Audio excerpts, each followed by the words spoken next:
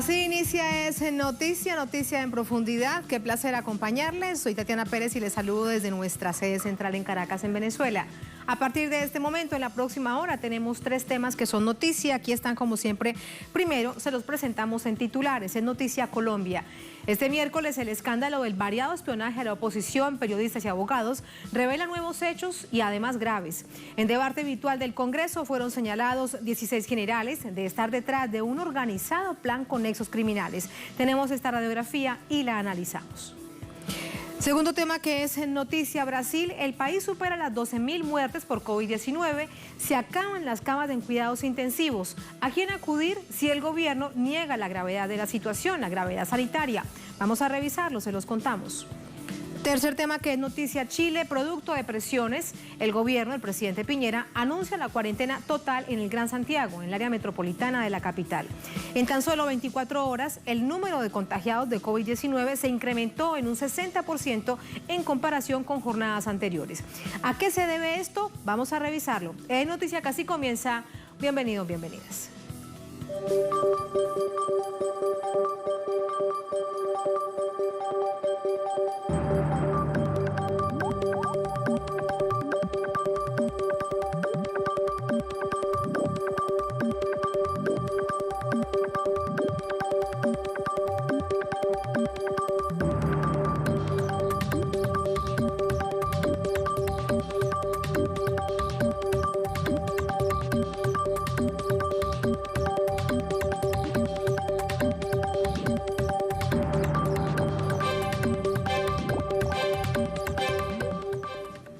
En Noticia Colombia, el escándalo de espionaje ilegal ejecutado por el actual gobierno a través de las fuerzas militares abre un nuevo capítulo. En plenaria del Congreso, del Senado, la oposición reveló que estarían vinculados al menos 300 oficiales y suboficiales, 16 generales y altos dirigentes del Uribe Centro Democrático, el partido de gobierno.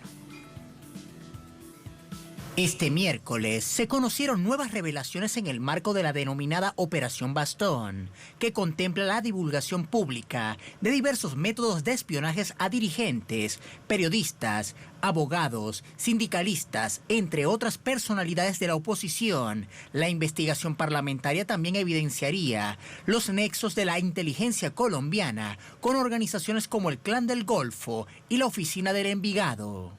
A las filtraciones publicadas en medios de comunicación se sumaron las denuncias de senadores opositores que ya habían alertado sobre la intervención ilegal de líneas telefónicas ante la Fiscalía en julio de 2019. Según los congresistas, el gobierno pretende subestimar la gravedad de los hechos, pese a que representan una grave violación a las libertades y el debido proceso. El senador Antonio Sanguino expresó a través de su cuenta Twitter: en debate de comisión del Senado, Uribismo insiste en trivializar operación de espionaje ilegal, adelantado desde inteligencia militar. ¿Cuál es el interés? Ocultar la responsabilidad política de su gobierno.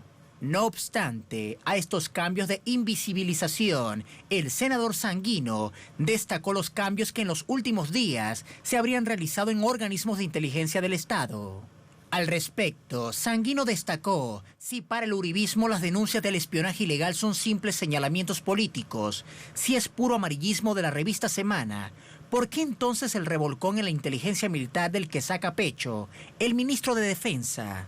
Durante este debate virtual, varios legisladores anunciaron la existencia de un informe ideado para llevar a la Corte Penal Internacional a 9 generales y a Rafael Nieto Loaiza, miembro del Centro Democrático. Acusación que contempla presuntos delitos como violación ilícita de comunicaciones y concierto para delinquir.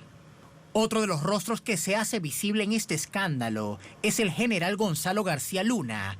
A pesar de haber solicitado la baja antes de las destituciones impulsadas por el ministro de Defensa, el militar sería uno de los pilares de estas prácticas ilegales de inteligencia y contrainteligencia en Colombia.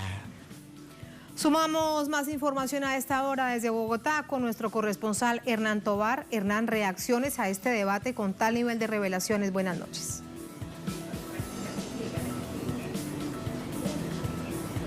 Muy buenas noches, Tatiana, para usted y para toda la teleaudiencia que nos ve a través de las pantallas de Telesur.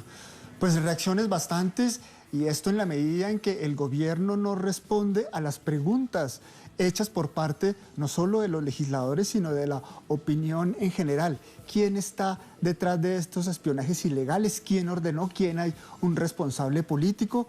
Se habla del exministro Rafael Nieto Loaiza, miembro del Centro Democrático, y que nombrábamos en el informe a quien iban supuestamente dirigidas estas interceptaciones, pero también al interior del ejército, quiénes son los responsables. Se habla por parte del senador Iván Cepeda de una operación Bastón, que daría con algunos militares, más de 300 entre oficiales y suboficiales, que estaban haciendo ilícitamente estas interceptaciones. Inclusive allí se habría dado información clave para determinar que había relación entre el ejército y los paramilitares, como los pelusos y otras cantidad de paramilitares que operan pues, de forma violenta en el país. Por parte de los legisladores se afirma que tiene que haber una investigación profunda y que no solo se hagan la renuncia o la solicitud de servicios de los algunos agentes o militares incluidos en estas interceptaciones ilegales, sino también tiene que haber una responsabilidad política por parte de estos agentes que ordenaban las interceptaciones. También por parte de algunos senadores, sobre todo el senador Feliciano Valencia, aseguró pues que en vez de estar haciendo uso de esta inteligencia militar para espionar ilegalmente a periodistas, ONGs o políticos, que se hiciera esta labor de espionaje para dar con los responsables de los asesinatos de los líderes sociales, sobre todo en el departamento del Cauca, que viene con un incremento bastante visible de la violencia allí en el departamento del Cauca, Tatiana. Esa es la situación que se ha registrado durante esta jornada. Hernán, gracias. Buenas noches. Vamos a entrar con el análisis. Nos acompaña para ello Iván Cepeda, él es senador de la República, defensor de la paz, de derechos humanos, filósofo, también con nosotros desde Bogotá. Senador Cepeda, muy buenas noches. Buenas noches, Tatiana. Es un gusto saludarlos a todos allá. Muchas gracias. Senador, después del debate de hoy, ¿le queda a usted algo de claridad sobre quién ordenó este organizado plan de espionaje y además quién lo recibía, quién se encargaba de recibir todas estas carpetas con tanta información? Bueno, lo que hemos mostrado hoy en un debate prolongado en el Congreso es la estructura que ha tenido toda esta situación. En el año 2018 se sabe que Colombia solicitó el ingreso a la OTAN y como parte de ese ingreso hubo una exigencia al ejército colombiano de practicar una investigación interna para hacer una depuración y poner al nivel de los estándares de exigencia de la OTAN el ejército nacional. Se hizo esa operación de contrainteligencia, se llamó la Operación Bastón, y hemos obtenido datos de que arrojó un informe de 5.000 páginas, que es una especie de Wikileaks del ejército colombiano en los últimos años, informe que revela que al menos 300 oficiales y suboficiales y 16 generales estarían involucrados en un entramado de corrupción que tiene como elementos nexos con grupos de narcotráfico, con el Clan del Golfo, con la oficina de Envigado y también con políticos de extrema derecha. Ese entramado comenzó a ser descubierto, pero en ese momento se produjo el cambio, el relevo en la cúpula militar y entró el general Nicasio Martínez, que no solamente borró esta operación de la faz de la tierra, sino que convirtió además ese aparato de contrainteligencia en un aparato de inteligencia ilegal, que es el que nos ha traído a este momento. Es decir, ese es el que ha sido puesto hoy en evidencia por la investigación periodística, un aparato en el cual, bueno, se dice 130 ciudadanas y ciudadanos, pero creemos que pueden ser muchísimos más, 300 o más personas hemos sido víctimas de toda clase de operaciones de inteligencia ilegal.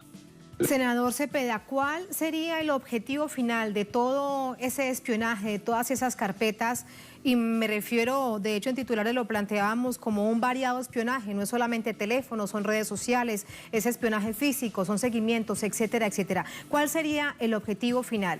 Si revisamos, de hecho en la historia reciente del país, cuando el DAS se acaba, la policía secreta se acaba, termina todo esto producto de un gran escándalo, además muy doloroso, porque del DAS salían listas a paramilitares para asesinar líderes sociales y políticos. Allí entonces se conoció sobre ese objetivo. ¿Ahora cuál sería? Bueno, aquí hay varios objetivos evidentes. Uno, primero, hacerle un gran daño al proceso de paz, que como se sabe ha sido un objeto de discusión y de debate constante en estos años. Un segundo objetivo es silenciar las denuncias que hacen periodistas y defensores de derechos humanos sobre violaciones como falsos positivos, por ejemplo, y también el interés de ocultar y sepultar esta investigación que se estaba haciendo internamente sobre corrupción.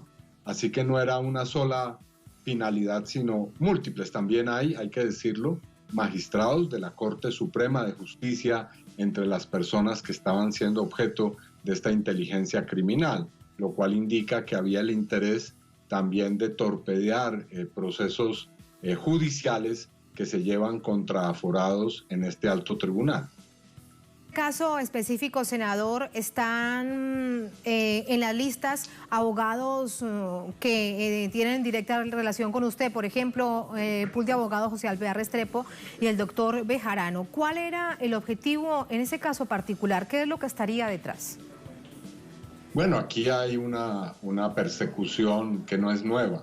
El colectivo de abogados José Alvear Restrepo, que es una de las organizaciones más importantes en materia de defensa de derechos humanos, viene siendo perseguida esta organización desde hace décadas.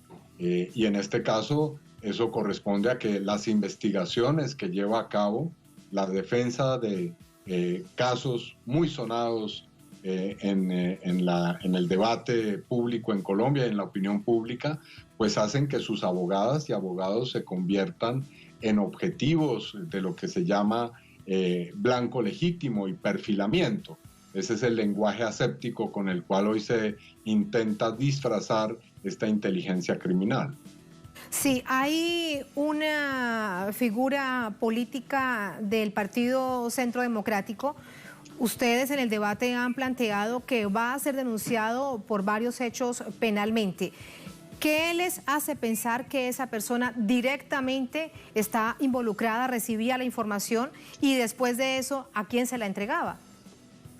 Bueno, en la revista Semana, que es la que ha logrado hacer esta investigación periodística, porque hay que decir que esto lo conocemos no por ninguna investigación judicial, porque ha habido una impunidad, digamos, profunda sobre estos hechos. En esa revista se señala que los oficiales entregaban información a una figura encumbrada del Partido Centro Democrático.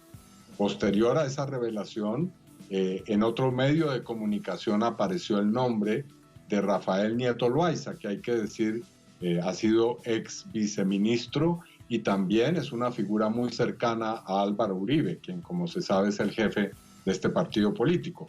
El señor Nieto Loaiza apareció ya en este tipo de situaciones previamente, cuando hace más de una década en Colombia se destapó otra situación similar a esta que se llamó el escándalo de las chuzadas del DAS. El señor Nieto Loaiza apareció en ese momento como una de las personas que recibía información.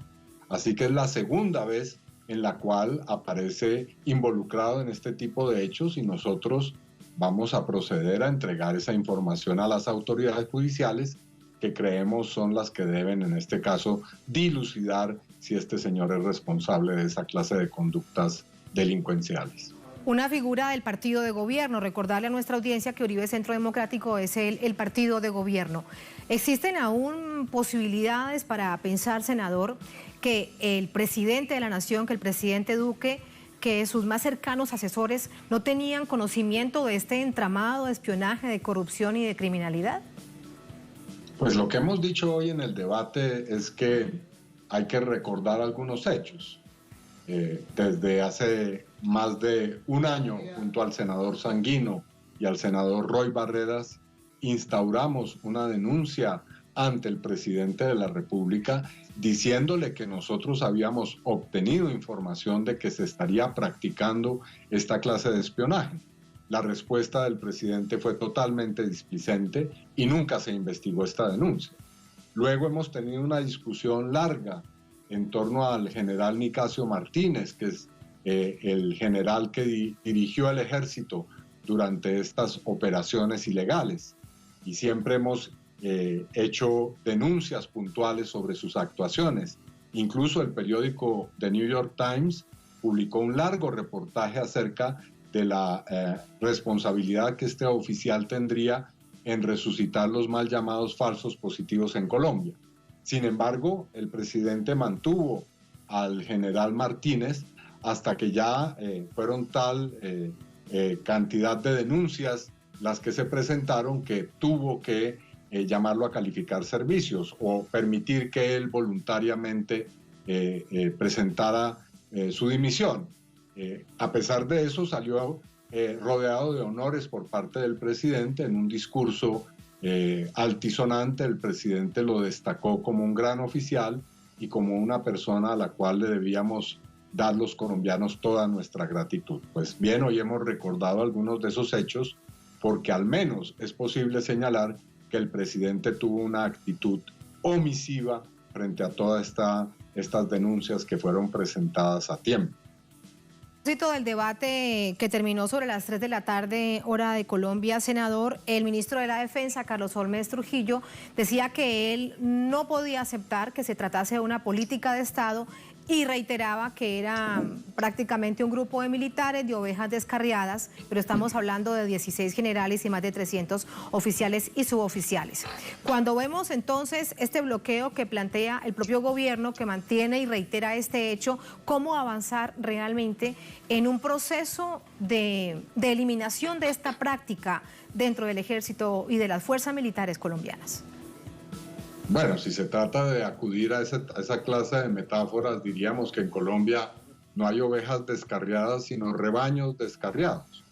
Es cada cierto tiempo usual que en Colombia se destape un escándalo de turno sobre un aparato de inteligencia, bien sea de las fuerzas militares, dentro de la Fiscalía General de la Nación u otras dependencias en las que aparecen las listas de personas que estamos siendo objeto de este tipo de espionaje por parte del Estado colombiano.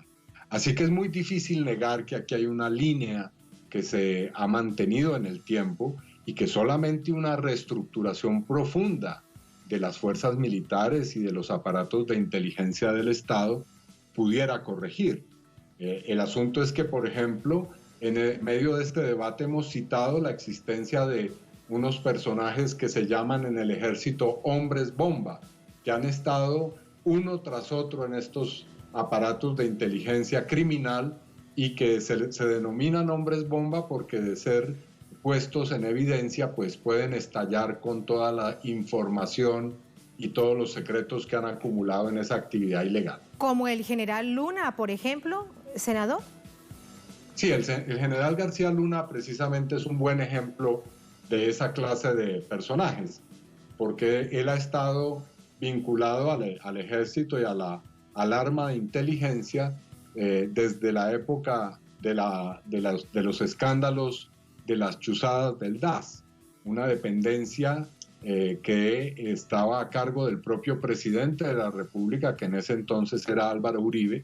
El hoy general García Luna trabajó en el DAS y posteriormente, cuando se destapó el escándalo del DAS y hubo que cerrar esa institución, pasó a otro aparato de inteligencia y después a otro. Cuando vino el escándalo de turno, ha pasado sucesivamente a distintos cargos en una operación que muestra el nivel de la impunidad con relación a esta clase de personas involucradas en esa inteligencia ilegal.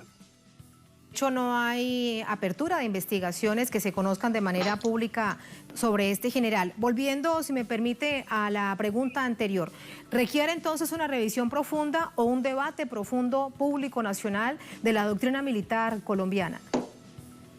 Sí, por supuesto, aunque en en esta nueva situación que se ha presentado, el elemento que consideramos es más valioso es que han sido oficiales del propio Ejército Nacional a través de esta operación Bastón y a través de informes que han logrado hacer llegar a los medios de comunicación la fuente principal que ha permitido destapar esta circunstancia. Y eso alienta la posibilidad de trabajar sobre una reforma, repito, estructural en las fuerzas militares, en la concepción de la defensa y de la seguridad nacional en Colombia. Me queda algo por preguntarle, usted lo planteaba al inicio de nuestra conversación, senador. El plan orquestado además con organizaciones criminales como el Clan del Golfo y la Oficina de Envigado. ¿Cómo sería esa relación y qué es lo que se buscaba?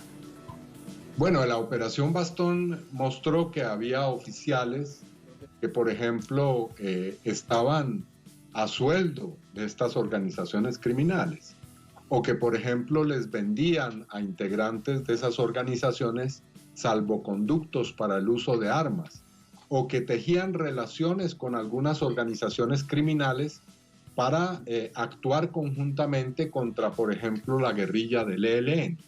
Ese informe, que habrá que buscar porque seguramente en alguna parte hay una copia, revela hechos muy importantes porque muestra que la supuesta lucha contra el narcotráfico de muchos sectores, o por lo menos de un sector muy importante del Ejército Nacional, es simplemente una fachada de relaciones subterráneas de carácter criminal para no solamente nutrirse de los recursos ilegales del narcotráfico, sino también desarrollar acciones de carácter criminal contra organizaciones sociales, defensoras de derechos humanos o también estrategias dentro del conflicto armado.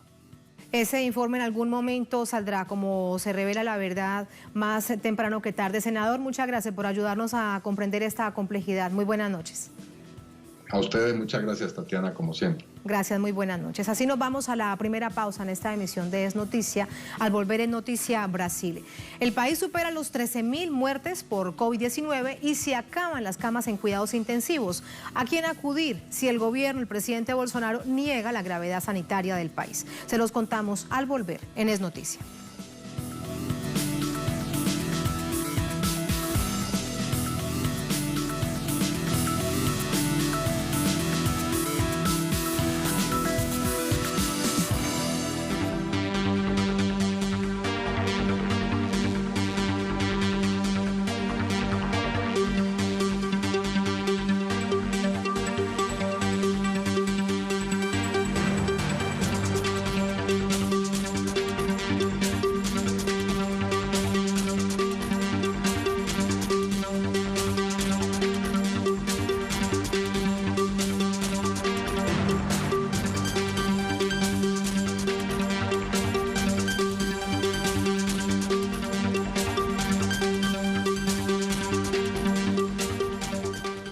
Noticia Brasil, esta nación ya sobrepasa las 13.000 personas fallecidas, casi 190.000 contagiados por la COVID-19.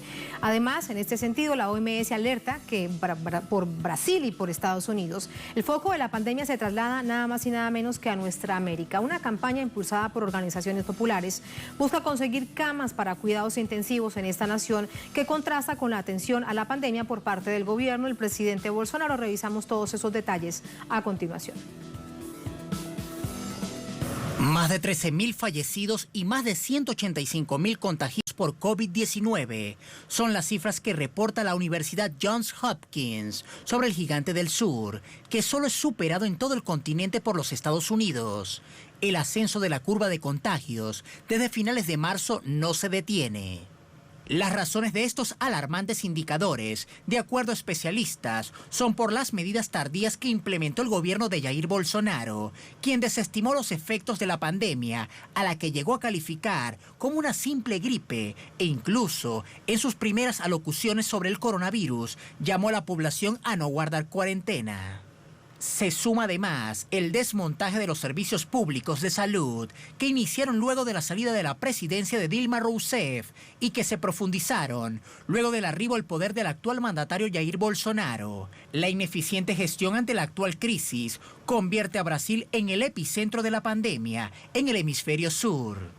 Ante el rechazo de Bolsonaro en enfrentar la propagación de la epidemia, ya que su ejecutivo no se ocupa de implementar las medidas de confinamiento recomendadas por la OMS, movimientos y luchadores sociales se han dado a la tarea de promover un manifiesto para garantizar el acceso universal e igualitario a los pacientes que necesiten una cama hospitalaria.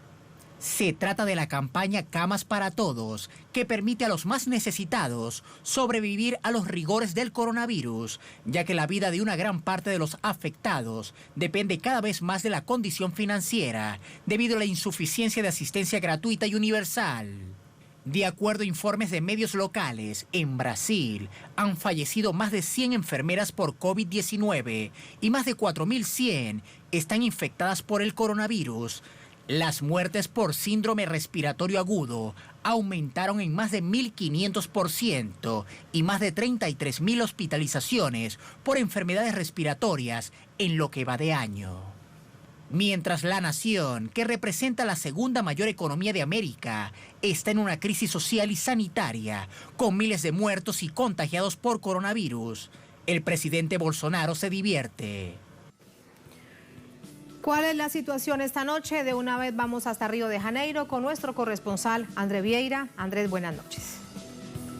Hola, sí, Tatiana. Buenas noches para ti, para la audiencia aquí de Es Noticia. Tatiana, aquí en Brasil un día más complicado aquí en esta nación. Hoy un nuevo récord, ahora récord de personas contagiadas o de por lo menos casos confirmados en las últimas 24 horas aquí en Brasil. Fueron 11.385 casos confirmados en las últimas 24 horas, como ustedes ya nos adelantaban. Ahora son más de 13.000 muertos en las últimas 24 horas. Fueron registradas 349 muertes aquí en esa nación, un número muy alto, Tatiana. Ahora Brasil tiene más de 188.000 personas contaminadas, esto según datos oficiales, pero recordando que diferentes organizaciones llaman la atención de que estos números serían más altos una vez que aquí en Brasil solamente se realiza los testes con las personas que están en estado muy grave. Asimismo, Tatiana, también es bueno llamar la atención, por ejemplo, el día de hoy hubo una campaña, este lanzamiento de la campaña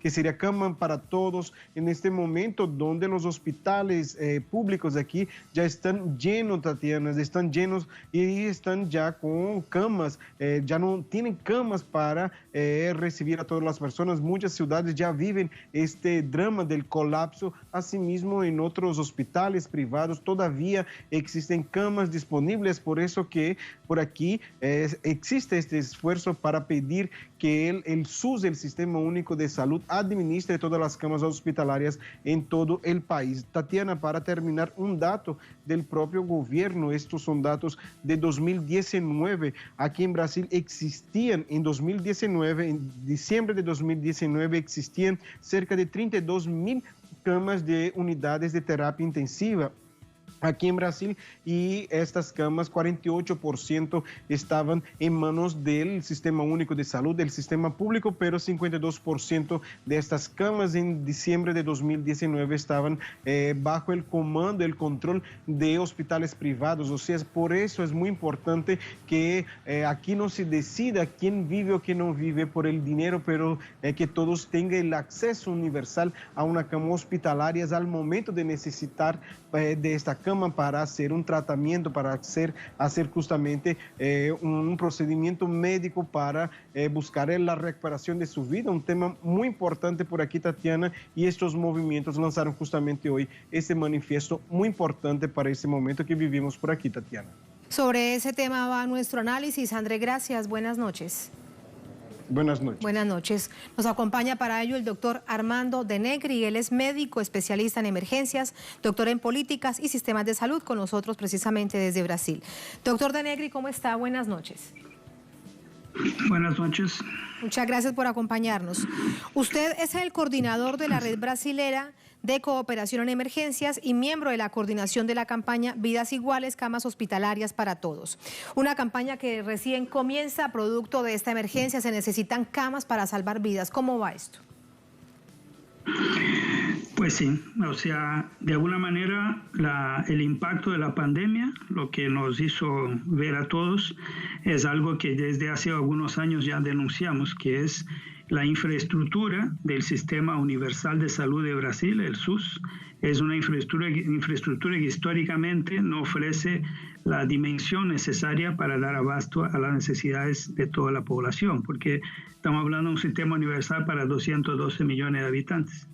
Par y paso con la instalación del sistema desde el año 88, con la nueva Constitución, también se desarrolló en paralelo un sistema privado de salud no vinculado al sistema público universal, y que ha acaparado un 95% más o menos de la población mediante seguros prepagados. Cuando llega un momento como ese de gran estrés, ¿no?, asistencial, y que el déficit histórico se queda evidente y además hay una sobredemanda, ¿no?, de camas, hemos decidido que era el momento de reivindicar que todos los recursos de terapia intensiva y de hospitalización pudieran ser gestados, ¿no?, de una forma integrada, pudieran ser administrados por la autoridad sanitaria, integrando todos los recursos del sistema universal y del sistema de seguros prepagados para que sirviera a la población independiente de su condición de aportante a los seguros privados o no. O sea, reivindicando la relevancia constitucional, la importancia constitucional que tiene el tema de salud como derecho constitucional y afirmando así la autoridad pública sobre el conjunto de recursos. Si bien que eso no va a resolver totalmente el déficit de camas que existe hoy, eso podría por lo menos introducir un principio ético de necesidad como siendo el criterio para usar todos los recursos disponibles. Sí, doctor De Negri, y ante lo que hemos visto por parte del gobierno del presidente Bolsonaro, incluso el cambio del ministro y la postura que también toma el nuevo ministro de Salud, teniendo en cuenta de dónde viene un dueño de clínicas privadas, ¿cuál es entonces la expectativa, la esperanza que hay para que el gobierno también se sume a esta necesidad de buscar las camas para los hospitales públicos para salvar las vidas, en un momento en donde obviamente se necesitan las camas y los respiradores? Honestamente, no esperamos nada del gobierno nacional, del gobierno federal. El gobierno federal ha tenido desde el inicio, ¿no?, de la pandemia, por vocería directa del presidente de la República, Bolsonaro, una postura de desconsiderar la importancia del impacto de esta pandemia. Las acciones que fueron entabladas por el gobierno nacional han sido tardías, lentas, insuficientes, ¿no?, generando incluso un conflicto dentro del mismo gobierno entre área de salud y la centralidad, o sea, el núcleo central de la presidencia, que resultó en la sustitución del ministro de Salud, que aunque no fuera el ministro ideal tampoco, pero por lo menos mantenía una postura pública de fortalecer el confinamiento, ¿no?, como medida fundamental para evitar el colapso del sistema sanitario.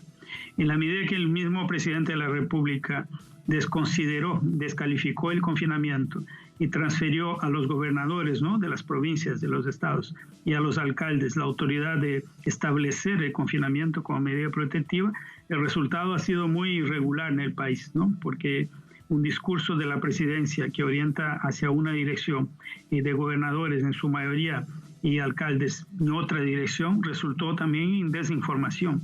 Y eso hizo con que la adhesión al confinamiento no fuera la ideal.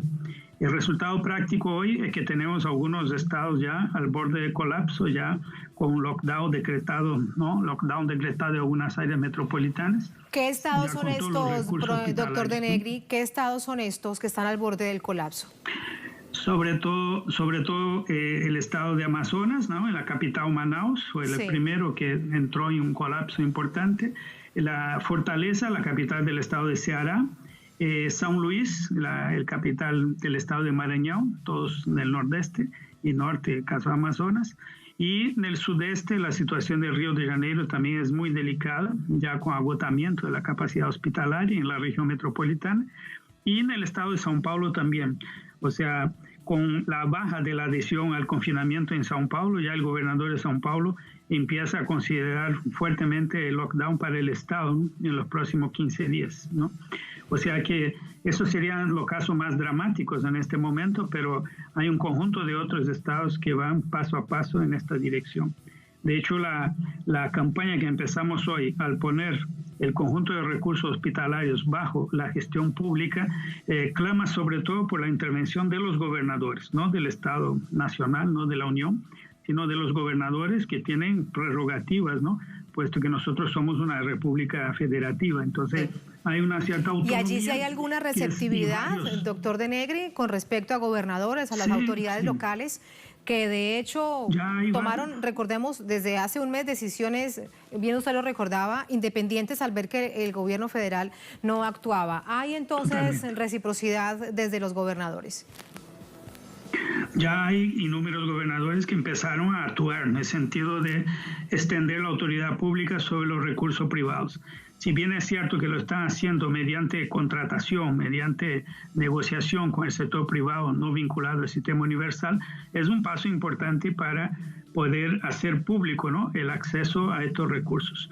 Estos gobernadores en general, del nordeste del país sobre todo, y del norte, empezaron a adoptar entonces una línea independiente del gobierno nacional, y entrando en choque con él, y también en el sudeste, en el sur, empezaron a demarcar esta diferencia de análisis y de acción por parte de estos gobiernos regionales en relación al gobierno nacional.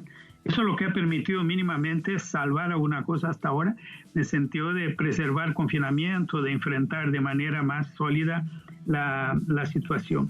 Pero hay que llamar la atención que el recurso económico, el recurso financiero es fuertemente concentrado en el Estado Nacional. O sea, que el Estado Nacional, al retrasar o disminuir frente a la necesidad los montos y equipamientos que son distribuidos nacionalmente, ha generado mucha dificultad para los gobernadores, que han buscado incluso compras directas en el mercado internacional con mucha dificultad.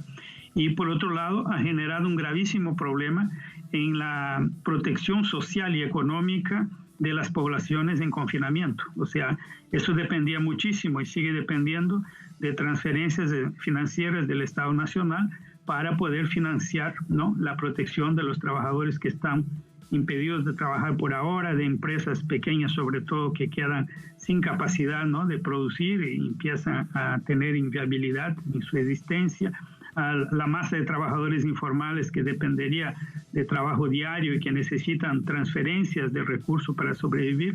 Todo eso se está haciendo muy lentamente, muy caóticamente por parte del gobierno nacional, y está sobrecargando, sobre todo en este aspecto, los gobiernos locales, ¿no?, que tienen que asumir costos elevados de tratar de proteger su población. Claro, porque todo es una situación de emergencia, es que es un asunto que no da espera, es ya porque el virus está allí. Reiterar la cifra, hoy ya se conoce de manera oficial que son 13.000 las muertes, lamentablemente, dentro del país. En ese sentido, para despedirlo, doctor Denegri, ¿cuántas camas se necesitan y cuál creen usted que realmente será, en términos reales, hasta dónde podrán llegar?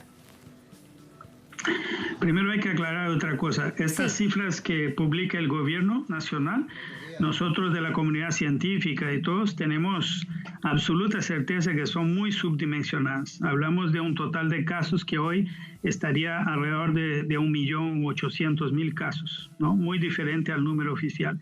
Y el número de muertes, con el registro en las notarías de los certificados de defunción por causas de síndromes respiratorias graves no diagnosticadas como COVID-19, pero que sugieren fuertemente que por la alza de casos está vinculada al virus, sería por lo menos 3-4 veces de las cifras oficiales. Eso quiere decir que va muy avanzada, ¿no?, la expresión de la epidemia. 3 o 4 veces las cifras oficiales, Denegri. doctor Denegri, 3 o 4 veces las cifras oficiales. Pero es exageradamente mayor la apreciación que ustedes tienen con respecto a la cifra que entrega el gobierno federal. Claro, y eso tiene relación directa con el hecho que nosotros no estamos haciendo testes. Si ustedes miran comparativamente el número de testes que hacemos en el país, y en eso tiene gran responsabilidad el gobierno nacional por el tema del acceso a los testes del mercado internacional, al no testar, tenemos una serie de certificados de defunción de síndromes respiratorias agudas graves, que son muy, muy diferentes de los años anteriores y que la única explicación sería el COVID. Y proyectando este número de enfermos hoy, ¿no? Y lo que vamos a tener por esta evolución muy mala de los números, nosotros necesitaríamos ampliar de forma muy sustantiva la oferta hospitalaria, ¿no? Algo que pudiera llegar ahí alrededor de 100, 150 mil camas adicionales de hospitalización general y por lo menos doblar la capacidad de terapia intensiva que ya tenía un histórico de insuficiencia. Entonces, si hoy tenemos alrededor de 32 a 34 mil camas, sumando todas las camas de terapia, tendríamos que necesariamente pasar a por lo menos un doble de capacidad para poder dar cuenta de lo que viene por delante, porque lamentablemente el escenario es un escenario de crecimiento acelerado de casos y de hospitalizaciones, ¿no? Entonces, eso nos pone frente a una situación tremendamente delicada en que recae sobre gobernadores y alcaldes respuestas que deberían estar lideradas desde el gobierno nacional. Sin duda, es una situación muy lamentable porque, reiteramos, tiene todo que ver con la vida o la muerte. Doctor Denegri, gracias por ayudarnos a entender esta complejidad, que avance la campaña para que se salven muchas vidas. Gracias y buenas noches. Muchas gracias. Gracias a usted. Hasta luego. Así nos vamos a la segunda, última pausa en esta emisión de Es Noticia. Al volver en Noticia Chile, producto de presiones, el gobierno del presidente Piñera anuncia la cuarentena total en el Gran Santiago, en el área metropolitana de la capital. En tan solo 24 horas, el número de contagiados con COVID-19 se incrementó en un 60% en comparación con jornadas anteriores. ¿A qué se debe esto? Vamos a revisarlo al volver en Es Noticia.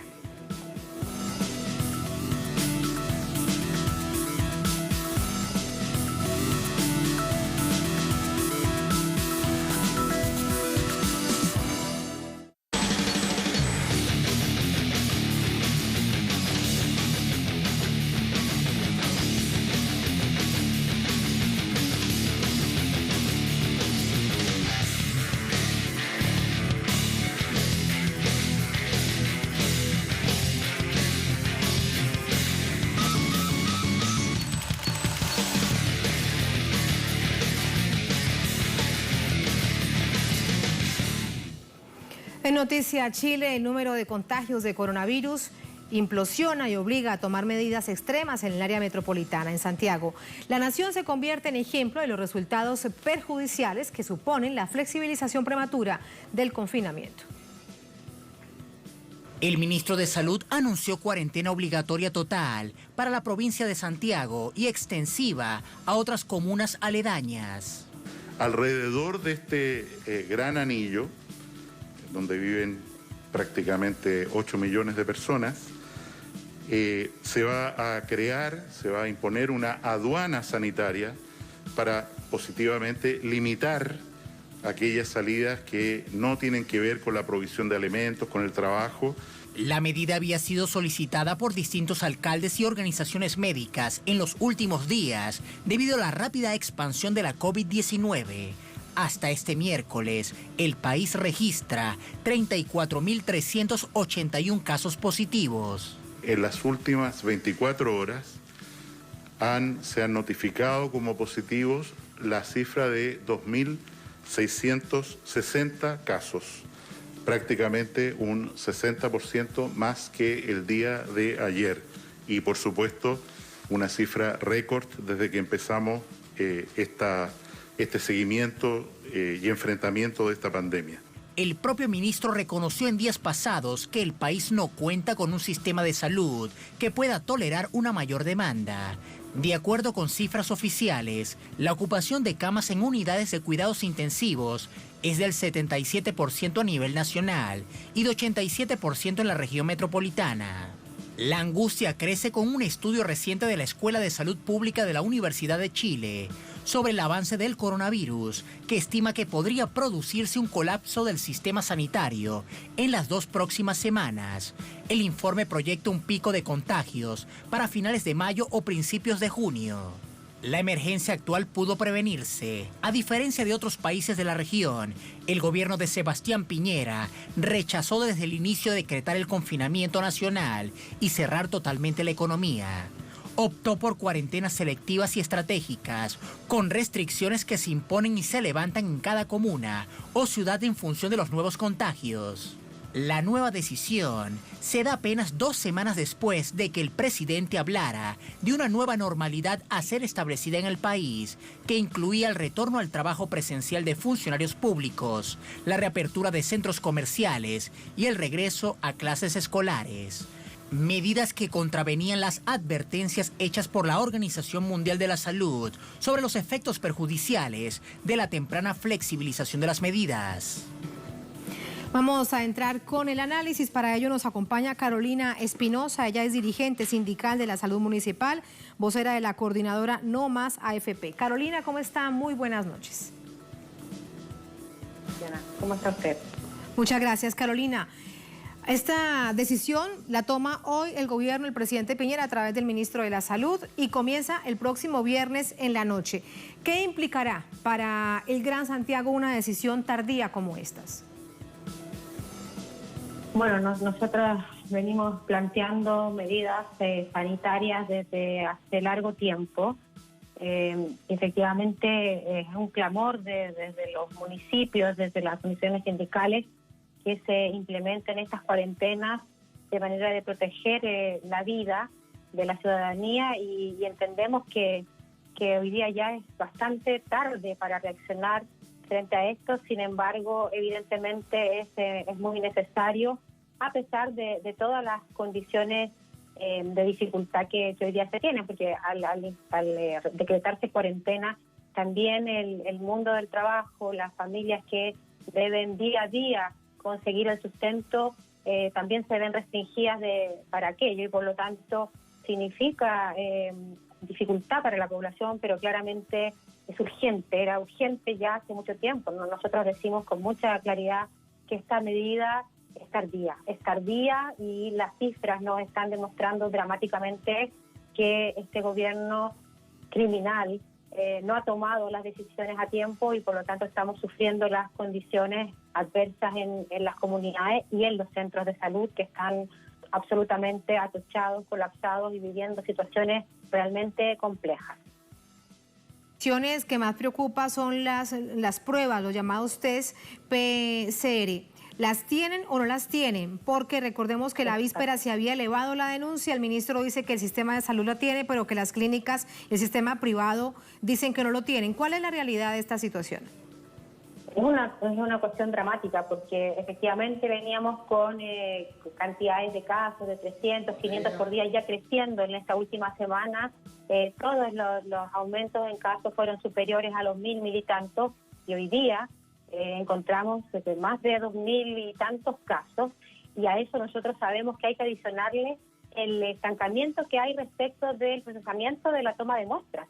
Tenemos falta de reactivos para procesar las muestras, y por lo tanto hay una cola de días de muestras de pacientes que no tienen a la fecha su diagnóstico, y por lo tanto esta cantidad de casos COVID positivos va a aumentar enormemente, y demuestra una vez más que nuestro sistema de salud no está teniendo los recursos mínimamente necesarios para enfrentar esta pandemia, a pesar de todo este exitismo, de todas estas cifras y toda esta puesta en escena que este gobierno ha desarrollado para querer mostrar que hay un control de la situación.